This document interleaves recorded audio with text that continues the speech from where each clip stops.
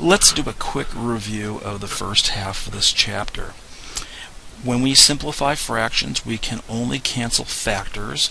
So in the numerator we factor out an x, leaving x plus 5. And down in the denominator we notice the difference of two squares, which is x plus 5 times x minus 5. Canceling the x plus 5s, we're not just eliminating them, we're getting 1's left over because we're dividing both the numerator and denominator by the same thing.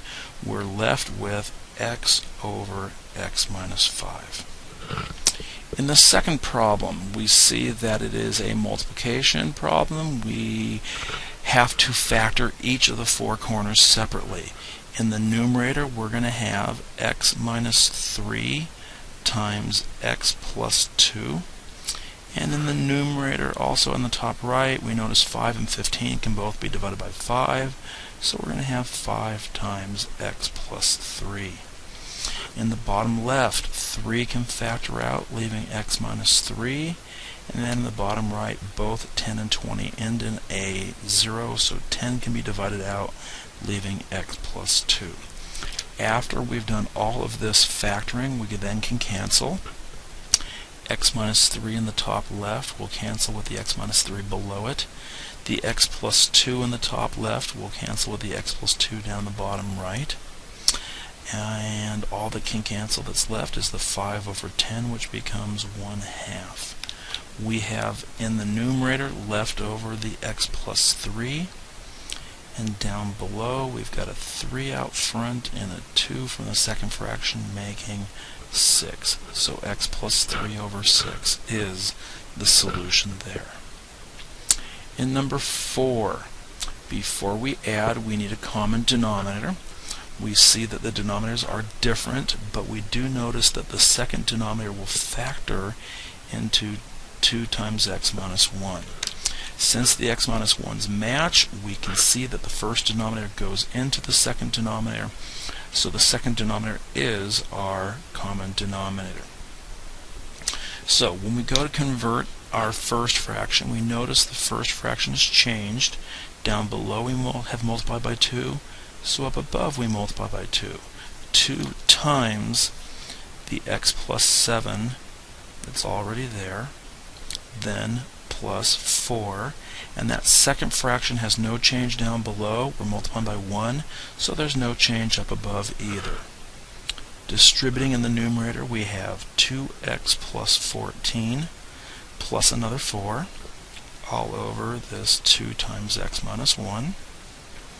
That becomes 2x plus 18 over 2 times x minus 1. And we notice that in the numerator the 2 and the 18 are both even, so we're going to divide each of them by 2. So we get 2 times x plus 9 over 2 times x minus 1. And now you can see the 2's out front will cancel, and you're just left with x plus 9 over x minus 1. Okay, the next problem looks rather simple because we already have a common denominator, but I wanted to mention or remind to you that we're supposed to distribute the negative upon subtraction.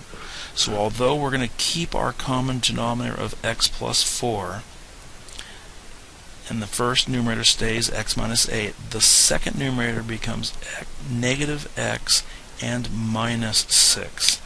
That minus is where most of us have trouble, if there's going to be trouble in this problem. Combining like terms, the x minus x cancels out. We're left with negative 14 over x plus 4, and that's as far as that problem will go. Number 5.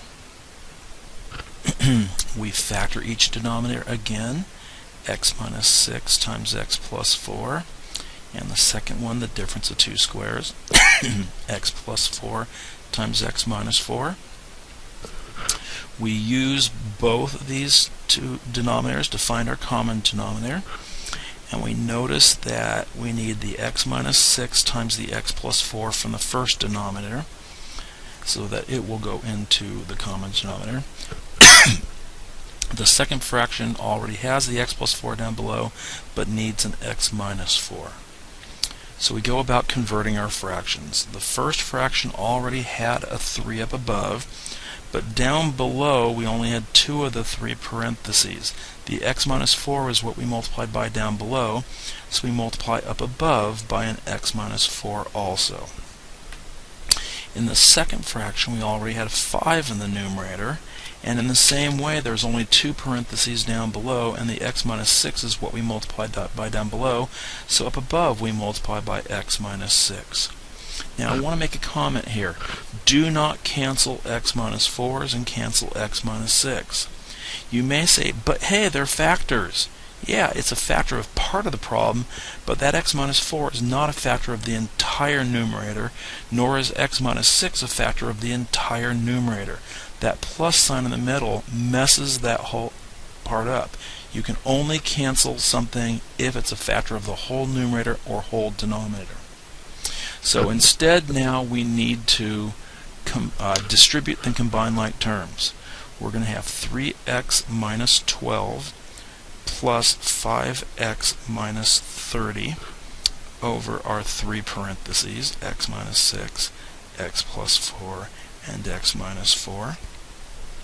Combining 3x minus 5x, or plus 5x, we get 8x and minus 42 over our 3 parentheses, x minus 6, x plus 4, and x minus 4. And then the question is, do we reduce our answer? I notice that 8 and the 42 are both even. If I divide out a 2, the 2 will not cancel, nor will the remaining factor that's left cancel. So I'm going to leave this problem exactly as it is.